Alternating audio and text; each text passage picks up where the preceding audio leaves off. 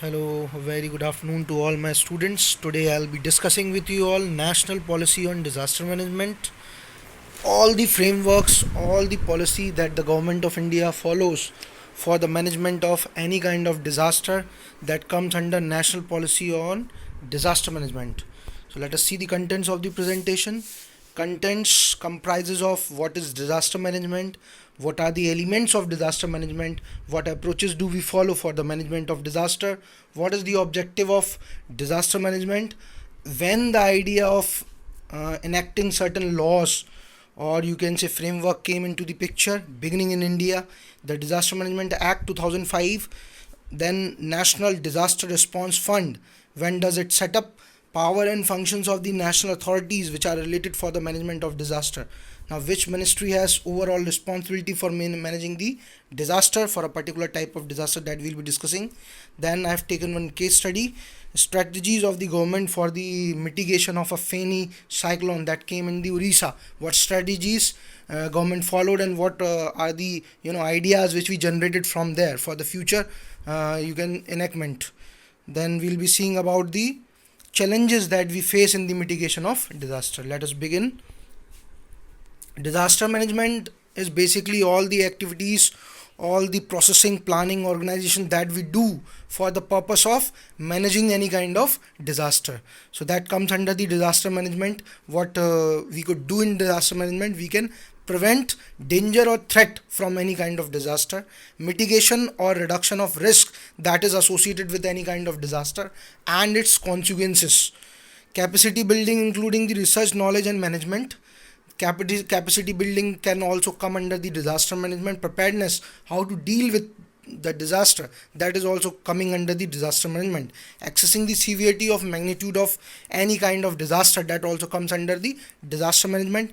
Evacuation, rescue and relief operation that are being carried out at the time of disaster, that comes particularly under the phase of disaster management. Rehabilitation and reconstruction, after the disaster's impact is over, we need to go for rehabilitation and reconstruction. This is the disaster management concept, or you can say disaster management cycle. It consists of pre-disaster phase and post-disaster phase. Pre-disaster phase consists of prevention, mitigation and preparedness. Post-disaster phase consists of response, rehabilitation, reconstruction and recovery. This we have already covered in the last lectures. Beginning in India, when does the idea of setting up certain authorities came in picture? First of all, it was discussed in the United Nations General Assembly in the year 1999, 1999 and 2000, International Decades for the National Disaster Reduction, ID and DR. The focus was to establish certain countries, all the members shall have a disaster management plan, disaster management authorities as national level and district level. A resolution was being taken by the certain countries that were the part of this UN General Assemblies, that will be making a plan for disaster management purpose. So taking that into the force, government of India decided to give importance to the disaster management. One committee, high powered committee, you can say HPC, was formed in August 1999 under the chairmanship of J.C. Pant after the Gujarat earthquake, and for making the recommendation for the preparation of disaster management plans and acts after effective mechanism. In 10th year fire, you can say 10th 5-year plan also had a document which had a chapter discussing about the disaster management. Similarly, 12th Finance Commission 2002 was also mandated to review the financial year for the disaster management. So disaster management came into the picture in year 1999 when the committees were being formed. Then by the consequence of this, Disaster Management Act 2005 was enacted. So this act basically on 23rd December 2005, Government of India enacted the Disaster Management Act. The act has got certain provisions. What provisions? It has got certain authorities that are being established under the head of Disaster Management Act 2005. National Disaster Management Authority, NDMA, under the chairmanship of, you can say, Prime Minister. Then State Disaster Management Authority under the, you can say, chairmanship of Chief Minister. Then District Disaster Management Authorities, DDMAs. They are being constructed under the chairmanship of collector, district magistrate, deputy commissioner. The act further provide for the constitution of executive assembly. The executive assembly shall be formed at the national and state levels. The National Institute for Disaster Management, for building the capacity. National Institute for Disaster Management was set up. National Disaster Response Force was also set up for the response purpose. Okay, so two institute, national you can say National Institute for Disaster Management, NIDM, and National Disaster Response Force was being established under the Disaster Management Act 2005. It also mandated certain ministry and certain departments to give their own plans for the purpose of managing the disaster. This is the legal institutional framework you can see for the Disaster Management Act 2005. According to this act, this is the legal framework. Central government, basically central government has got state government in its control. Then state government follows the district administration. From there it is being transported to panchayat and municipal parties. MHADM cells has got NIDM, we have already seen. NDRF we have already seen, this is being constituted. DMD, disaster management, is also there, district disaster management. Then NDMA, SDMA, DDMA, these are being national and state executive committees for the management of your disaster management act. So this is the picture or framework which needs to be followed. Then National Disaster Response Fund, this was also being set up under the Disaster Management Act.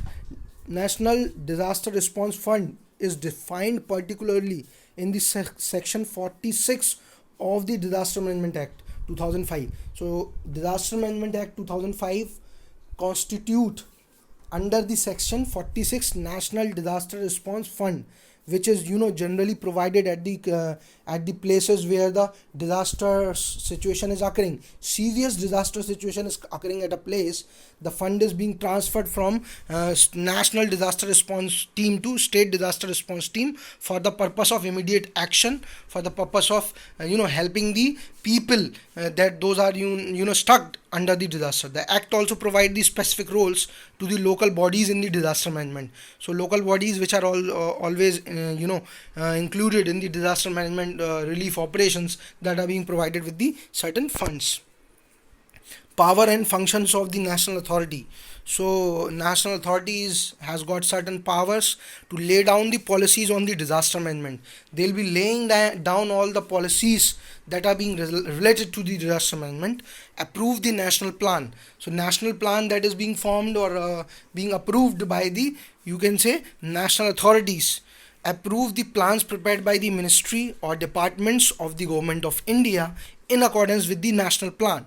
So basically the ministries or departments which are forming their plan that is being in line with the national plan that is being seen, lay down the guidelines to be followed by the state authorities in drawing up the state plans. So state plans will be formed, so they lay down the certain strategies or certain parameters. They fix the parameter onto which the state revolve or keep into the picture.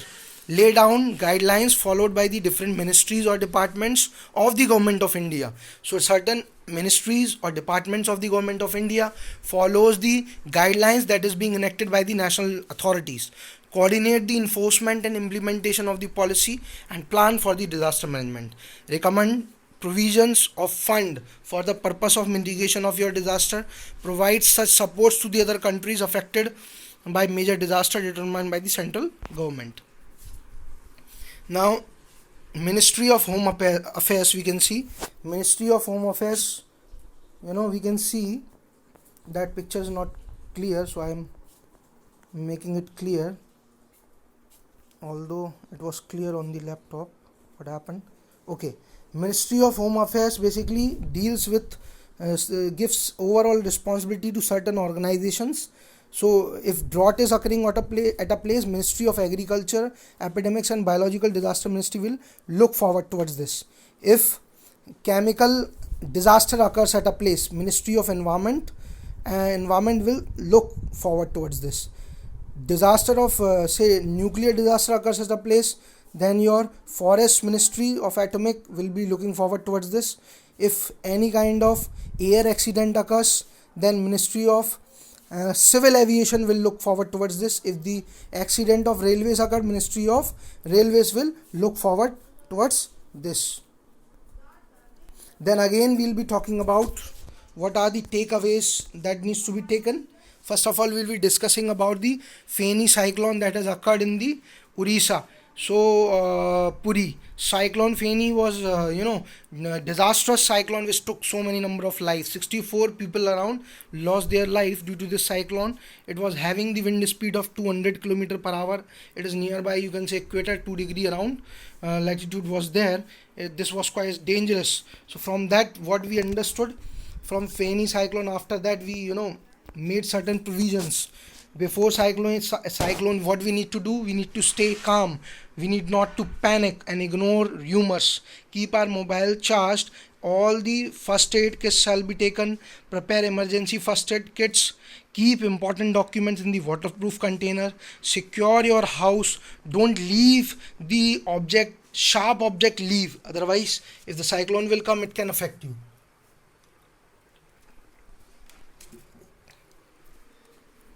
Then during cyclone, what we need to do, switch off all the electrical mains, get supplies, keep doors and windows shut, keep your house, if your house is unsafe, leave early before the onset of the cyclone, listen to the radio transistors, drink boiled and chlorinated water, rely on the official warning. After cyclone, we know what we need to do, we not need to enter to our damaged house, watch out broken electric poles and wires. Okay, seek safe shelter as soon as possible. Now fishermen's, they should follow the radio set etc, keep their boat in right tides, their boat shall be tied, otherwise they will come into the picture, they'll fall, sink. Do not venture out into the sea. What are the takeaways that we have taken from the Odisha cyclone?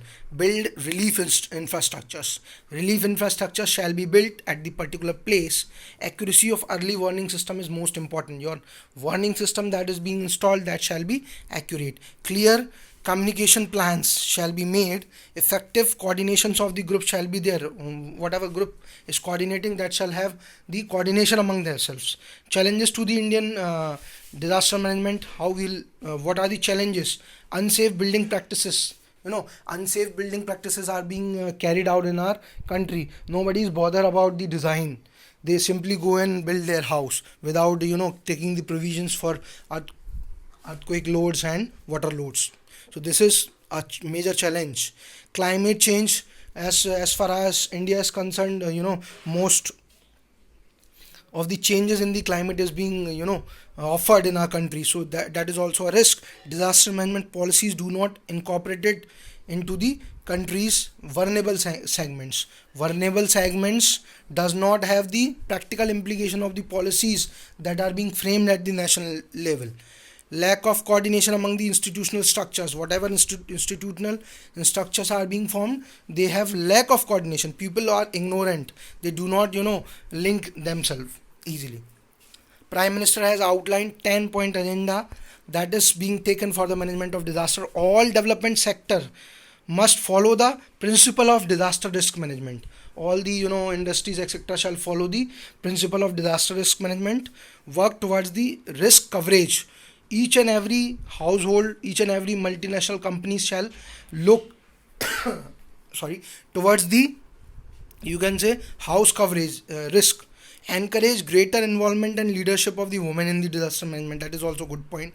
Invest risk mapping globally. Risk mapping shall be done, which area is prone to more amount of risk. Leverage technology to enhance efficiency of disaster management efforts. Develop a network universities to work on disaster issues. Okay, that is also important. Utilize the opportunity by mobile and social media technology, mobile technologies, and recognize the potential of social media for the purpose of risk management. Build on local capacity and initiative. Local person will have the more information about a particular place than an outsider, so rely on that. Ensure that opportunity to learn from a disaster must not be wasted.